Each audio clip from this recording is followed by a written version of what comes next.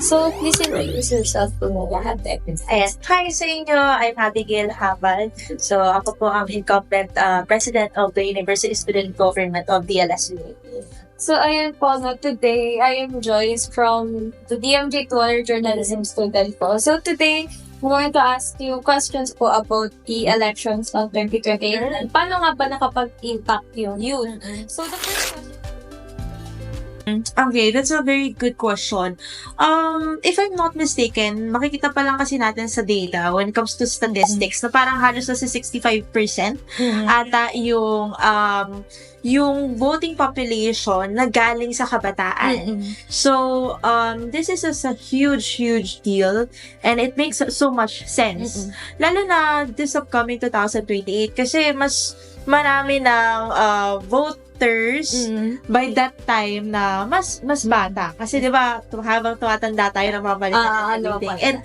And that's a new era kasi yung panahon natin ngayon ng mga kabataan, we have access to social media, and of course social media really plays a huge role. It influences it a lot. Kaya nga may tinatawag na tayo na youth vote.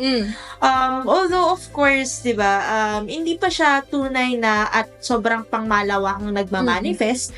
For example, this 2025 elections. I mean, yes, may mga progressives tayo na nanalo, but the majority of those winners are still, kumbaga, matatawag pa rin natin traditional politicians, etc. So, it takes so much time still, pero it's not impossible. Yeah, exactly. So, that is the exact answer that I needed from that question. Yeah, of course, as I've mentioned, hindi lang dahil isa silang malaking base, pero kasi kabataan usually very eager for change. Yan yung wala sa ibang sectors. Yan yung wala sa mga matatanda, millennials and everything, because the youth are very passionate about these things. 'Di ba, may makita lang sila ng parang inspirational leader, like nahuhumaling sila agad. And once they are inspired, they're really sobrang enthusiastic sila, ang dami nilang energy. Sila rin kasi may oras diba? Sila yung may oras mangampanya, sila yung may oras mag-mobilize, mag-organize. So, yung papel ng kabataan for the 2028 elections is really yung kilusan. Understanding na we have to go beyond our bubbles, our circles, understanding na we have to go to the streets, we have to go to where the masses are, where the marginalized communities are. Kasi, kaya tayo natalo ng 2022 elections to begin with, because way back in 2022, nasanay lang tayo na yung parehong mga tao lang nakakausap natin, yung mga kaibigan lang din natin, you know, with the same level of education, but yung pinaka-boto ng masa, nasa labas yan and usually sila yung hindi nare-reach ng social media, sila yung nabe-brainwash when it comes to the disinformation at disinformation machineries ng mga political dynasties. So, yung hamon sa kabataan would be, how do we fight against that while still maintaining our integrity intact? Kasi, syempre, kulang tayo sa resources, no? Kung hindi ka naman kurakot, di ba? Hindi ka naman mayaman na marami kang resources para mangampanya. So, how do we make use of our own labor, yung talents natin?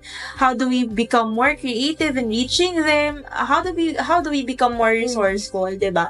So, ayun, pag susumikap talaga siya, it takes long months. If mapapansin nyo rin kasi, sinasabi ng some political analysts nung natalo si Lenny Robredo, Lenny could have won, but it's just that the preparation came too late. Yeah. So if you want to win this 2028, we really have to start now. Yeah, exactly. Like, kasi, syempre, the power that the youth holds right now, kasi nga, as you've said po, we have the integrity rin na to educate others. Kasi, what happened on the 2022 elections po. Una sila, sobrang groundbreaking na we have Kibam, top 2, Kiko at 5th.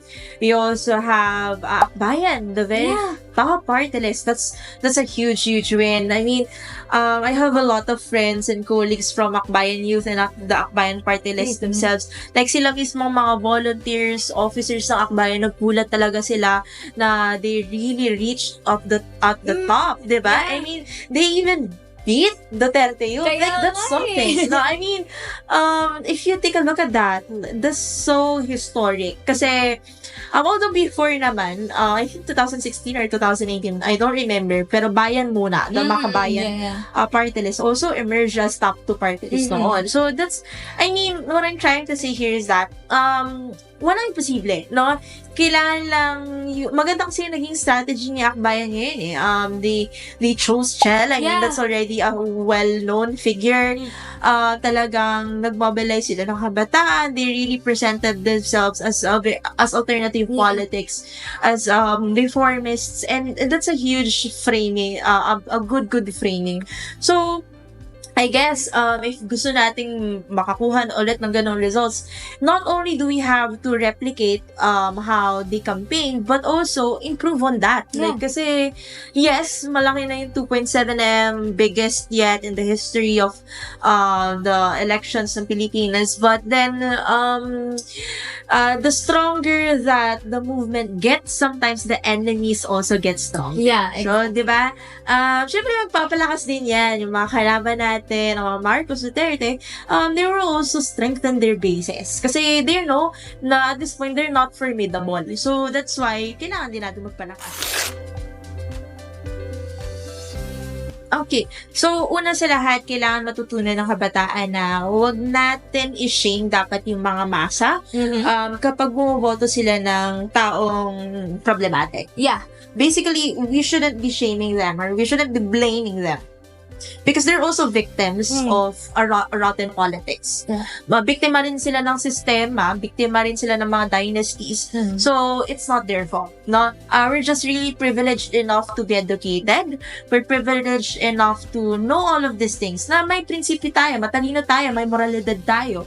We're privileged enough to have all of that. So, the first thing first is for the youth has to acknowledge that. Then the next step to that is to reach out to the masses sa labas, sa lansangan. Literally, mga sa palengke, sa tricycle drivers, like where those communities are, yung mga disadvantaged talaga. Kasi sila yung marami at sila yung malakas bumoto. Yeah. No? So, yun dapat yung inaabot. Tsaka kapag kinakausap sila, again, patience, no? Pag may kinakausap ka na sobrang diehard DDS or something like that, or diehard Marcos, or something like that, or pag may kausap kang ganun, kailangan you're patient whenever you converse with them. And the challenge for you is how do you break that, no? And you break it gently, no? Na parang you're going to tell stories that are relevant to them. For example, kung magsasaka yung kausap mo, edi sabihin mo, ano ba yung nagawa ni Kiko Pangilinan, for example, for the farmers of the Philippines. Something like that, no? You're related to their stories. You touch their personal lives. So, yun yung pinaka-importanting messaging. And I think, the most strategic one. So, speaking of campaigns, di ba, you remember po when Lenny campaign kasi Abalos and Manny Pacquiao. And then you saw that the kabataan or the youth didn't vote for them. So, ano yung comment nyo doon yung about the youth not patronizing those candidates because of Lenny po? I mean, it's good, no? It's a good thing na hindi tayo blind idolatry. To begin with, kasi Lenny Robredo's base has always been critical. So, the people who support her are also critical of her. Diba? And it's a good thing kasi lagi ko naman dito sinasabi na progressive leaders need to be held accountable to. No? They need to be kept in check as well.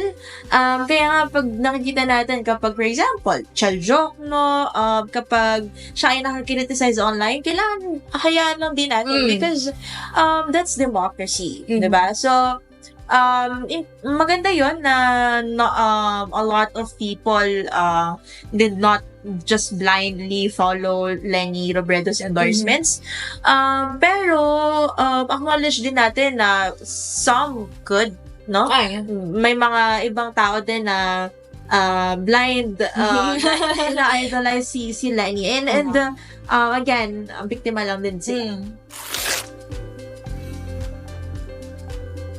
Okay.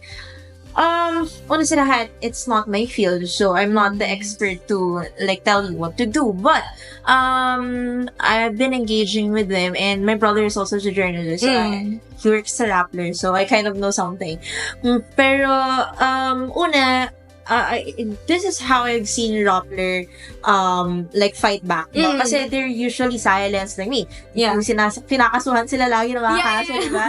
And ang ginagawa nila usually, the more they're noisy about it, the more that they make headlines about it, the more na kaya nilang protektahan sarili nila. Kasi fortunately, Maria Ressa kasi is known globally. Basically, meron siyang kapit sa iba't ibang bansa. So, that's why she can fight back. So, I guess ganon. Palakasin lang lagi yung boses, palakasin yung student movement. There is power in numbers. So, yes, diba, pag kinakasuhan ka, or like, people trying to silence you, threaten you, intimidate you, kasi mayaman sila, kasi powerful sila, but if you're able to gather, a huge bunch of supporters, titindig sila, pag tumindig sila kasama mo, napakalaking mahalaga na nun, no? Makakatayo ka, at you won't break. So, I guess, if you're a student journalist, or you aspire to be a professional journalist one day, just really trust in the process. Just trust. Alam kong bulok yung Pilipinas, na bulok yung justice system din. But trust na na justice will prevail and truth will prevail. For the elections 2020. Start now. That's my huge advice. No, if you want to campaign for something, hindi pa naman campaign period and everything. But, kumbaga, just start organizing now. Mag-voters education na kayo or something like that. Or, hold a lot of trainings, no, in barangays, in communities. Like, start working, no? And siguro pangalawa, let's also acknowledge na kaya na ng kabataan tumakbo. Na we have, I think, this in the Philippines, nakalimutan ko kung anong lugar yun, pero we have a 21-year-old mayor. We also have, I also have friends na councilors na sa iba't ibang lugar. I also have a friend na congressman na, na party list representative siya ng Pinoy workers. And nagugulat ako sa mga ganun kasi at such a young age, diba? Kaya na tumakbo. So, if there are student leaders out there na wala lang talagang makinari and everything, join some political parties like Akbayan.